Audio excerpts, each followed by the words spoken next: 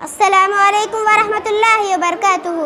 अल्हम्दुलिल्लाहि रब्बिल आलमीन वस्सलातु वस्सलाम अला सय्यिदिल मुरसलीन व अला आलिहि व अस्हाबिहि अजमईन। अम्मा बाद, क़ाल अल्लाहु तआला फ़िल क़ुरआनिल मजीद वल फ़ुरक़ानिल हमीद व मा उमिरू इल्ला लियअबुदुल्लाह मुख़लिसीन लहुद्दीन।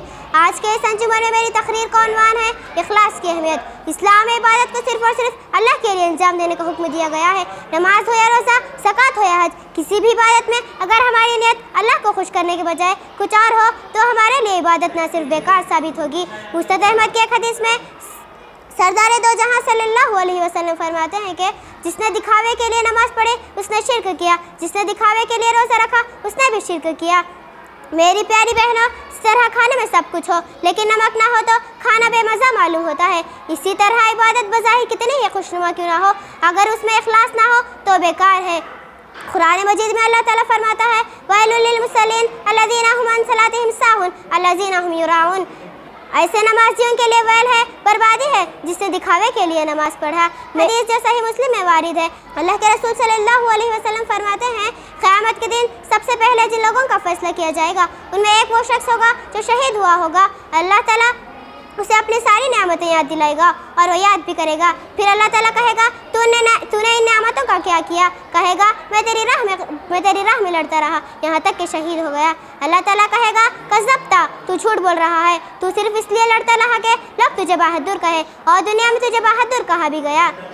फिर अल्लाह ताला के हुक्म से इसे घसीटते हुए जहन्नम में डाल दिया जाएगा। फिर दूसरा शख्स वो होगा जिसने दिन सीखा और सिखाया होगा और कुरान का क़ारी था। अल्लाह ताला उसे भी अपनी नेमतें याद दिलाएगा और वो याद भी करेगा। फिर अल्लाह ताला कहेगा तूने नेमतों के ज़रिए क्या किया? कहेगा मैं इल्म दिन सीखा और सिखाया और मैं कुरान पढ़ रहा था। अल्लाह ताला कहेगा कज़्ज़ब्ता, तू झूठ बोल रहा है, तू सिर्फ इसलिए पढ़ता रहा कि लोग तुझे आलिम कहे और दुनिया में आलिम और क़ारी कहा भी गया। फिर अल्लाह ताला के हुक्म से जहन्नम में डाल दिया जाएगा।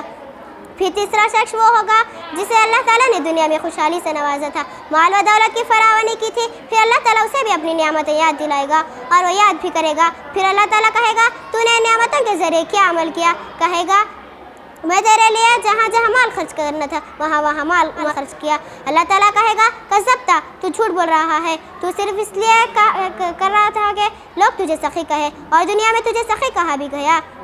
फिर अल्लाह ताला के हुक्म से इसे भी जहन्नम में डाल दिया जाएगा।